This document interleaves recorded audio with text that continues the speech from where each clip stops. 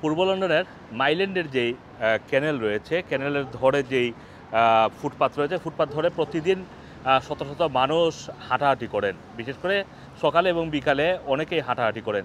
সেখানে হাঁটাহাঁটি করার সময় একজন ব্যক্তি আলিয়া নামে এক মহিলাকে সে ধাক্কা দিয়ে মাটিতে ফেলে দেয় এবং ঘটনাটি এমনভাবে ঘটায়, মানে এটা ইচ্ছাকৃত একটি ঘটনা ছিল বলে আলিয়া মেলেক তিনি সেটা দাবি করেছেন।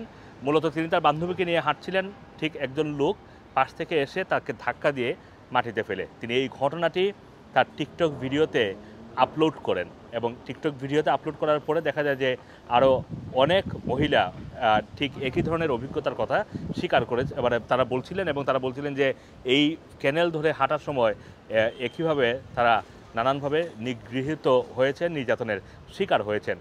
পুলিশ 4 মে এই টিকটকে পোস্ট করা ভিডিওর সূত্র ধরে তদন্তে নামে এবং তদন্তে নেমে হোয়াইট চ্যাপেল থেকে 31 বছর বয়সী একজনকে আটক করেছে। এই একজনের বিরুদ্ধে এর আগেও একটি অভিযোগ ছিল। মূলত এই মুহূর্তে তাদের কাছে, পুলিশের কাছে 2টি অভিযোগ রয়েছে। এর আগের যে অভিযোগ ছিল যে বেথনাল গ্রিনে একজন বয়স্ক মহিলাকে সে ধাক্কা দিয়ে মাটিতে ফেলে দেয় কীভাবে। সুতরাং এই একটি লোককে গ্রেফতার করা হয়েছে এবং তাকে আইনের আওতায় নিয়ে আসা হয়েছে।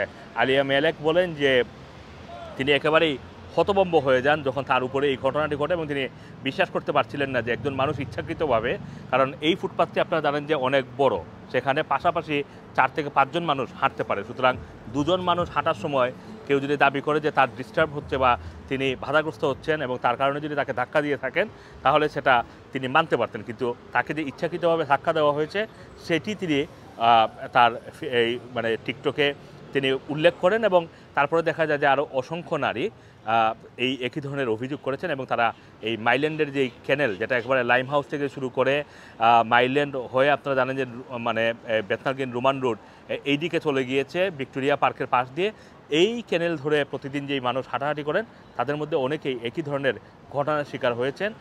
তবে একই ব্যক্তি দ্বারা হয়েছেন কিনা সেই বিষয়টি এখনও নিশ্চিত না। Assam Masum, Rana TV, London.